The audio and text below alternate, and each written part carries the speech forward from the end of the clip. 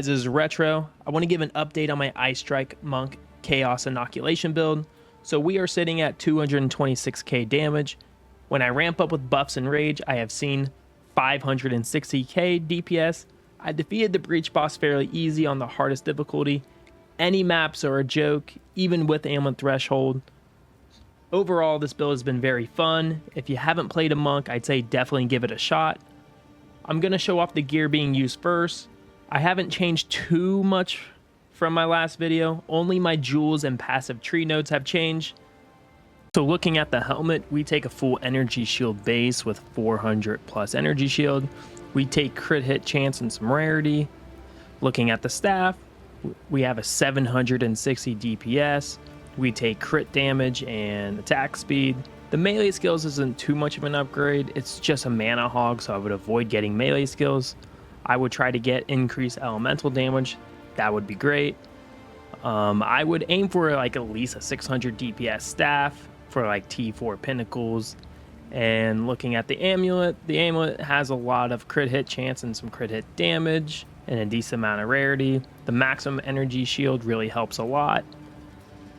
Try to get a good amount of resistance. You're also going to want to have cold flat damage to attacks and lightning on them as well. And then we can also take advantage of Ingenuity if you plan on using the belt. It's really not needed. I would try and focus on like a 3 charm belt. And looking at body armor, I would try and slam as much res on it as possible, whatever you can afford. Another big upgrade was the Hands of Wisdom.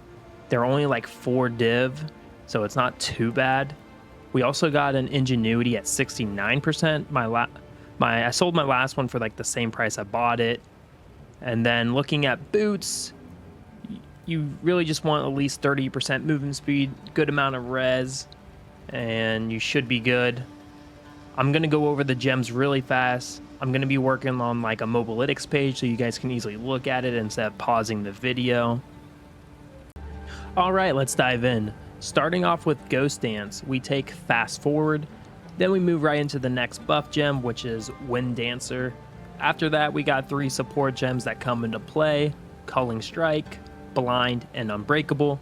Unbreakable in particular is super helpful for dealing with scenarios like Simulacrum, where you're getting hit with tons of stuns. Next up is Grim Feast. This one is key piece for our energy shield. I've paired it with Precision for extra accuracy.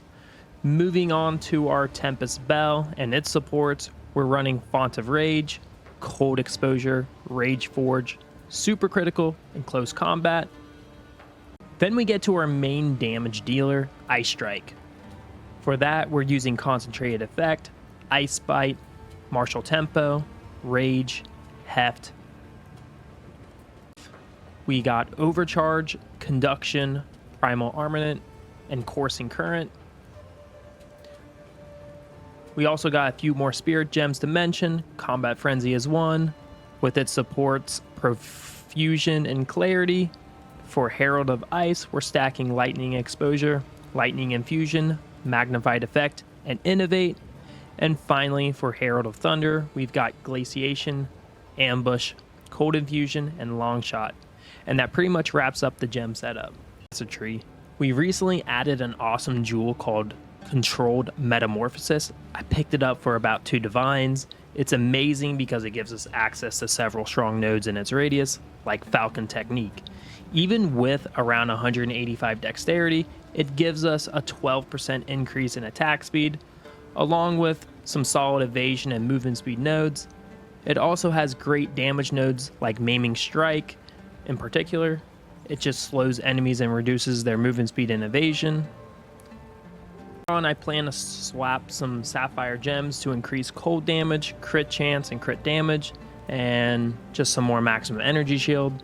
They're a bit pricey right now though, but I also unallocated some nodes from the bottom of the tree to free up those points to make room for those unique jewels.